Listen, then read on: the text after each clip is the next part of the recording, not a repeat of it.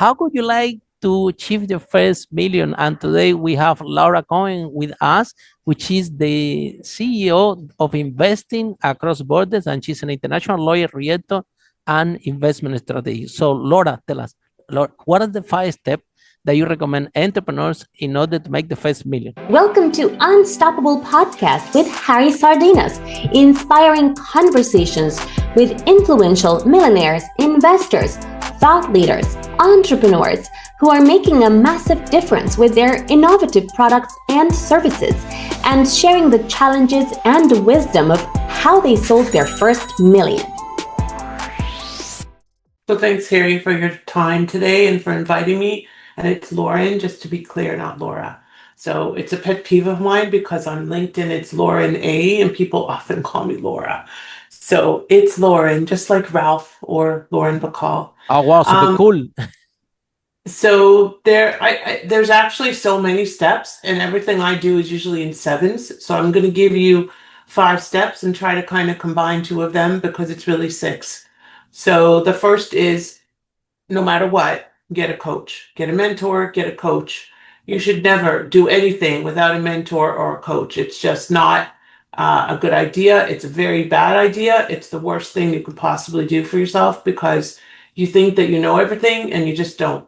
And at the end of the day, a coach is so, so, so critical. Make sure it's a professional coach, not just somebody you met down the street.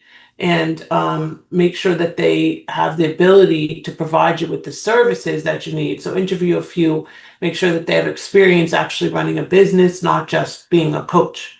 Second is work with a professional team, which is kind of complementary to work with a coach, and work with a professional team. You don't want to just hire anybody off LinkedIn, off Facebook, off whatever. So you want to work with a professional team and professional coach as well. And lawyers are important. Make sure that people have experience and not just coming out of school.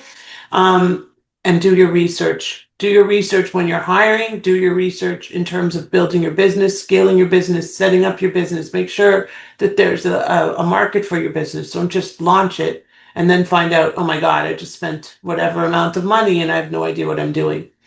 Expand, always be looking to expand beyond borders. And you don't have to, by the way, wait until everything is perfect to actually start building.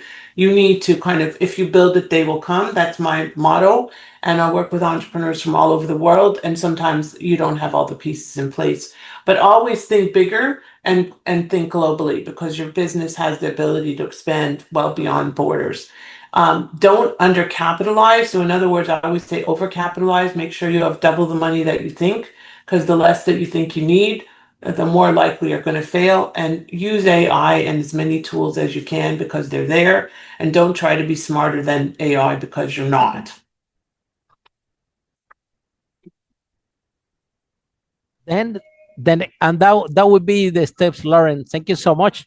And one out of 5 one out of 5 entrepreneurs that we interview in this podcast, they are property investors. So why do you think that property is one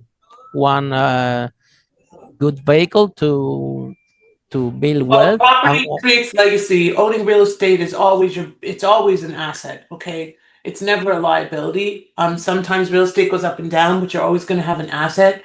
You build a legacy, you create ongoing wealth, you can create residual wealth. Real estate is one of the only asset classes that almost ensures that you're always going to have some kind of income. You could have rental income, you could have income from selling the property. Like I said, the market might fluctuate, but you always have an asset. It's not like a stock that can actually completely be destroyed by the market, because there is an asset attached to it. So it's a hard tangible asset, and I always think that's going to be your best asset. My first business was in real estate. We managed to sell over 5 million in London, but I did it for the money, right? Somebody told me, okay, Harry, you want to make money, do this real estate. It was the thing that I'm really was passionate about it. I realized down the line that I wasn't. I used to organize these events in London. We call it properties summit or something like that. And I remember I was inviting speakers from from different backgrounds. One from Airbnb, the other one from a mortgage broker, and we were doing those events in London. And I remember one speaker, HMO Daddy, multiple occupation, they call it. They one of the speakers told me, Harry, look, if a tenant call you at 1 a.m. and on Sunday and tell you that the boiler is broken and you need to immediately bring a boiler engineer because it's not gonna sleep cold, and you get annoyed about the cold, maybe real estate is not for you. It's not for you. And that thought put, reflects on me a lot. And I cannot tell you that I'm not passionate about real estate because that won't be true. I've been doing it for a lot of years and I love it. Yeah. But it was not my thing. It was not this thing that I. Well, not So how about everybody. you? How about you, Lauren? Do you Yes, I find real definitely. estate Yes, yes, as your passionate, or you still have another passion? Share it a little bit with us. yes. So, real estate is definitely a passion of mine. I created a program called How to Immigrate Through Real Estate because I feel like it's the best way to access a visa. Because again, you're creating a legacy. It's something that you can leave to your kids. It's something that you can build generational wealth. Nothing else offers such a similar opportunity. So, it really depends. I don't love being a landlord, so I do flips. But some people like being landlords and getting that ongoing income. It really just depends.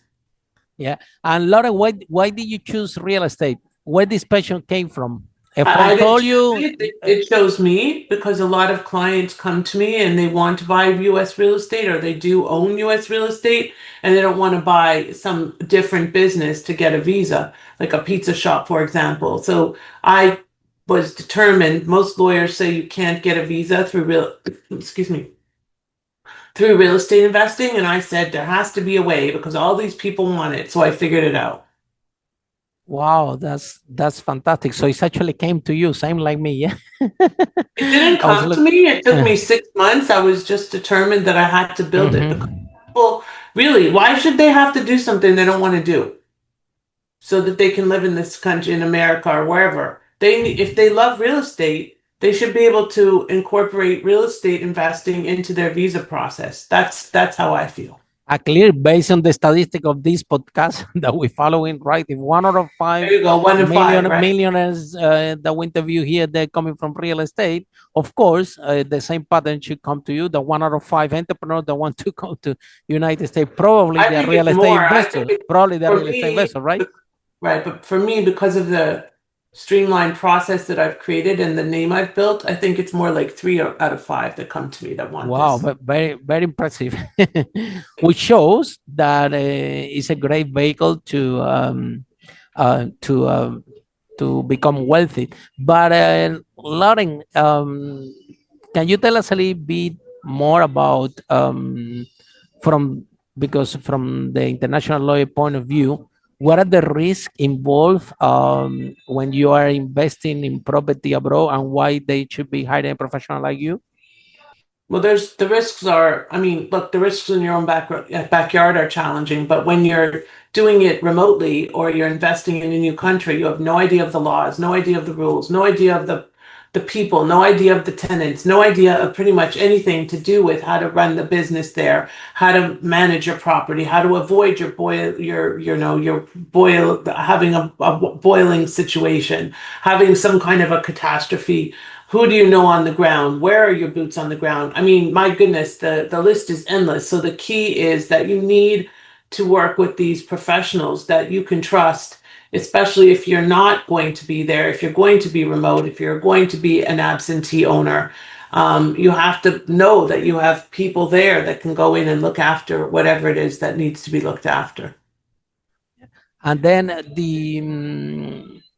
and how do you decided to become an entrepreneur? Do you have entrepreneurs in your family? Do you read the book? Or why you decided that rather than find a job in corporate, which is with your background, they could pay you a lot of money. You can have a nice Not job. about money, it's about impact. I wasn't making an impact. I worked for Citigroup for many years. I worked in corporate America, multiple mutual funds and financial services providers and healthcare and you name it. And at the end of the day, it was really about creating a lasting impact for myself, for my clients, helping them to avoid a fate. Like my story is kind of crazy. My ex-husband was deported on the way back from our honeymoon. Deported, okay? Put in immigration jail and deported on the way back from our honeymoon. Wow. So that doesn't happen to Wow. everybody. And that was a sign that I needed to pay attention to. And I thought to myself, I'm not going to let this happen to others. So that's what made me become an entrepreneur, an immigration focused entrepreneur. But I also have a business here. I think I shared this with you because there is so much need right now from small business owners and professional service providers and tech companies and startups and companies that are looking to scale and grow, don't have the infrastructure in place, or don't have their legal I's dotted and T's crossed, or don't have their financial modeling correct, or don't have their business strategy. A partner and I created a fractional C-suite business to provide these C-level services that we are as seasoned professionals have because of my corporate background, because of my entrepreneurial background, because of our combined backgrounds of these many, too many years to remember, experience, that we are providing an amazing C-suite. We call it C-suite in your pocket, and where it's Elevare Global, and we are providing an amazing blend of fractional C-level services: CEO, CFO, COO, CLO legal, CMO marketing, to help companies that are looking to scale and grow and even launch, from that just don't know how to put all of the ducks in a row so that they can do it successfully. And we're doing that for them at a fraction of the price because we're a fractional service company. Wow. That's really powerful. Lauren, the what message do you have for women listening this broadcast that they are in corporate and they are listening and they are saying, "Wow, that's amazing! She has her own business and she's making an impact." Where do you find the courage? Because we have a lot of our listeners, they are entrepreneurs or people that want to be entrepreneurs, and we have a lot of listeners from corporate that they wish that they have the courage to start their own business, and they are still trapped in this golden cage. So what message do you have for women in corporate that they really want to become entrepreneur, they want to start their own business, they want to make an impact same like you, yet they are scared? So look, Amen, women and men. right, fear is common, but you have to face the fear and do it Do you have anyway. fear when you did it? Of course, I still have fear. I have fear when I just launched my new business. Who knows if it's going to succeed? I'm a single mom. You know, fear is a part of my life. Sometimes I fear my kid, wondering what is today going to bring. I'm also an immigration lawyer. It's a very interesting industry to be in these days because each day we wake up not knowing what that day is going to bring for us as an immigration professional. Um, Face the fear and do it anyway. So fear is normal. Sometimes it takes something happening, like God forbid you lose your job, or there's a restructuring or something happens. Sometimes that's the best.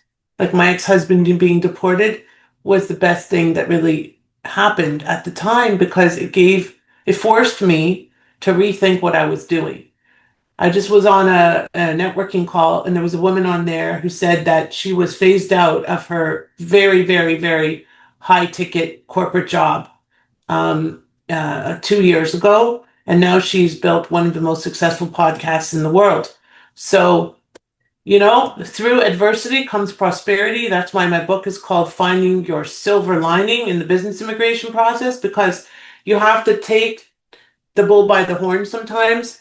Don't wait until it's too late. Even about moving, I say this to clients because they're like, "Oh, I want to come, I want to move, but I don't know." Well, you know what? Things are changing. So if you wait too long, you're not going to have the opportunity. Don't wait till you're 70 to get out of corporate America. Take advantage of your opportunity when it's there. And sometimes when you just seize the bull, take the bull by the horns, things are going to start happening and signs are going to start coming. So being a single mom and being in business, right? Big challenge. especially like you It's share with us exhausting. here. So you have to be a great performer. So, and again, all these, Lauren, especially the industry that you are, which is being a single mom and also the nature of the business gets a lot of accumulating of emotion and performance. So how you release, because if you have all these Is that a emotions, trick question? That's eh? a trick question. No, I know I because think you didn't tell me you were going to ask me this question. That's a trick. well, for me, working. I walk a lot, I swim a lot, and it's amazing, right? How all these negative emotion, not negative emotion, is normal from business, right? Sometimes you have a client that I don't know, is give you more headache than the rest, or sometimes I don't know, your kid doesn't want to do the homework and it's not normal, but that day he doesn't want to do it, he want to go to a park and play.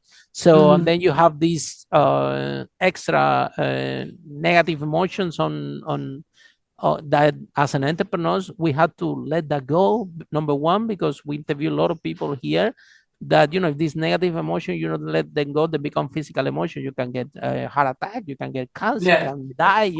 So what way do you find to release it? So next day, because the type of job you do, you have to be on point every morning when Mhm. you show up to your office. Right. So how you do it? Do you work? Do you meditate? Or what's your secret? Um, so each morning I do a mantra, and it does help. And I work out pretty much every single day. I can't function without that. This I Um, can tell. I can tell that you were really, really hard and really intense. So then, Lauren, when you switch off, because in my business, I remember I was working and working and working Monday to Sunday, and I reached to a point that I'm almost get burned out. I actually need to start to hire people out of survival because I couldn't function anymore. I said, mhm. well, at the beginning I didn't want to hire anybody because the business is small, so I cannot afford it. So I wear Yeah. the hats and I do everything, but I was like, and I didn't trust anybody, especially with my business, with my landlords, with my properties. I was not thinking, am I crazy? How come I'm gonna give my key for my property to somebody else, an stranger, to go there? How about is steal a computer from my tenant? So I have all these negative belief in my head that I don't trust anybody and I'll do it everything myself. And I was working until I got really burnt out. And well, when I started to hire people, I mean, not always something was positive. I remember I went to holiday in Morocco once, and when I came back, one of employees stole over £5,000, which was a lot of money back Wow. then, because you see I had to also restore to the clients. It was like 10,000. So my hiring employees process, it was not 100% amazing, but finally we start to find our team, exactly this gold team that you described. And to the point that one day I arrived to the office and my employees told me, Harry, go home, we don't need you, we can run the whole company without you. So tell us, where do you find the sweet spot, Lauren, and what you do uh, to come back powerful every single morning? So I haven't found the perfect sweet spot yet. I do take Saturdays off. I'm not religious, but I've decided that if I don't do it, I'm gonna have burnout.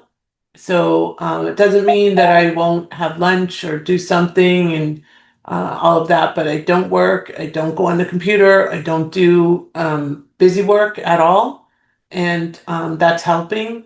So I can't say that I have it down to an art because I don't. But I will say that anybody that tells you that they don't have time to work out or they don't have time, blah, blah, blah, is a load of crap. Because let me tell you this, if I can find time to get to the gym, you can find time to get to, Absolutely.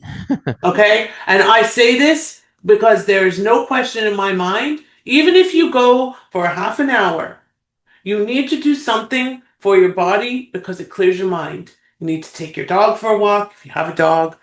Don't take your dog for a walk, but walk if you don't have a dog. But you need exercise in your life. And without that, you're going to burn out. Lauren, you don't feel guilty? I remember back in the day, I was kind of thinking, well, if I go to do LCSI, if I go to, I remember I spent 2 years not even being in Norfolk Circus, which is in central London, when I started my business.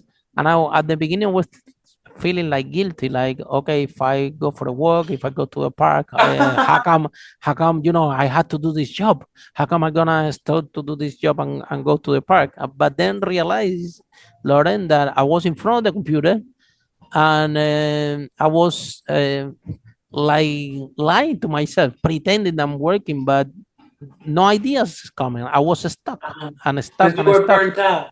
Yeah, and then I start to realize that, especially when I travel, when I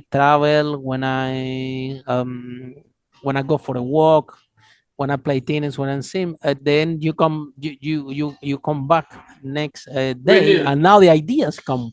And if Right. you They go for a flow. holiday, all these ideas that in a year you haven't solved, then Yeah. you go holiday to Dubai, whatever, and wow, over there everything got clarity. Then you come back with clarity. Hmm. So changing the environment sometimes is the secret Agreed. of productivity. So, what are the Lawrence? I again sometimes things don't happen to you, happen for you. It was exactly that moment that when they deported your husband, that you decided to leave corporate and start to No, your no, own no, no, career, no. or and if it was not, what was the point, right? Because to expand a little bit more on this, sometimes we have this in the back of the mind, our listeners, I want to be an entrepreneur, I want to be an entrepreneur, but it's just like a dream, like, well, if I can, they don't really want it badly until something happens, and then now they take the decision, I'm gonna go for it. A lot of people go fired for COVID, or after COVID, everybody reinvents themselves, and now after COVID, a lot of corporate employees have become an entrepreneur. So sometimes something drastic needs to happen in order for them to start to become what they really are. In your case, when you did the jump from corporate to become an entrepreneur, something drastic happened, or was a normal transition? And second, the when you were thinking in doing this transition, you see at that time everybody that you know is employee, right? And that somebody told you that you're crazy, you have your children, who's gonna provide for this? This is business is too risky. You didn't think this through. So what was this moment of resistance between your peers around you that at the time they were up from corporate America, and they want you to be wrong so they can prove that they're doing the right thing? And you, so how you handle these beginnings? So, I came to Florida in 2001, and my so I was here for 3 years in the 90s. I came back in '01 to start a business with my then business partner, who subsequently stole a great deal of money from me, absconded funds from our account that I had Wow. invested personally. Yeah, and he was a lawyer, and he was subsequently disbarred. And I was working as in-house counsel, as legal counsel at a compliant healthcare company, and it just wasn't enough for me. So I was dabbling in other things, and finally, I just said, "This isn't. I have to do something else." The money wasn't there. The value, valuing myself, the accolades, the impact that I needed. None of that was there. It was a nice job. I got my green card. It was a great opportunity, but it wasn't my future. And this was before I had a child. I wanted a child very badly, and but I knew that I had to do something more than just have a job. That was really what it came down to. It was a calling within me. So I actually started going out on my own before my ex-husband was deported. And then that just pushed me into this direction. I'm Canadian. I live in America. I work with investors from all over the world. It just made sense. And that's really what happened. It was like, all the signs were pointing, just like now, all the signs were pointing in this direction of helping people to scale and grow their businesses, because I'm such an amazing wealth of resources and information and marketing connections and curated connections. I thought it's time to just turn that into a viable business. So with, together, obviously, with my legal background and my partner's complementary background. So it's always been for me about responding to signs and knowing when the signs are there, because a lot of people can get a lot of signs and do nothing with them. Nothing. So Lauren, if somebody's in love with our conversation and not exploring the ways how to invest from abroad, a lot of people listen to this podcast from United Kingdom when I'm based, which is is my understanding that a lot of investors come from United Kingdom to US because the law is kind of similar and they speak the And can language. I just interrupt you for one quick Go moment? ahead. I actually don't just bring clients into the US. I have 12 countries I focus on. So the US Wow. is my core country, but we also help investors invest in Portugal and in Dubai and in Israel and in Mexico and in the Dominican Republic and in Costa Rica and in Panama and in Canada. So we have 12 countries that we focus on. Wow. And yes, British investors are very, very, very common in the US. They love investing, especially in Orlando. But I work with investors from all over the world and help people invest in all over the world. So it's both ways. So if those investors are listening the broadcast, how they can find you, how the process works. Sure. Tell us about your book, where people can buy it, and what is your favorite chapter of the book? So my favorite chapter of my book, and I've had several books, so you can find them all by finding us. Investing Across Borders is my brand everywhere. Our new brand is called Elevare, not Elevate, Elevare with an R.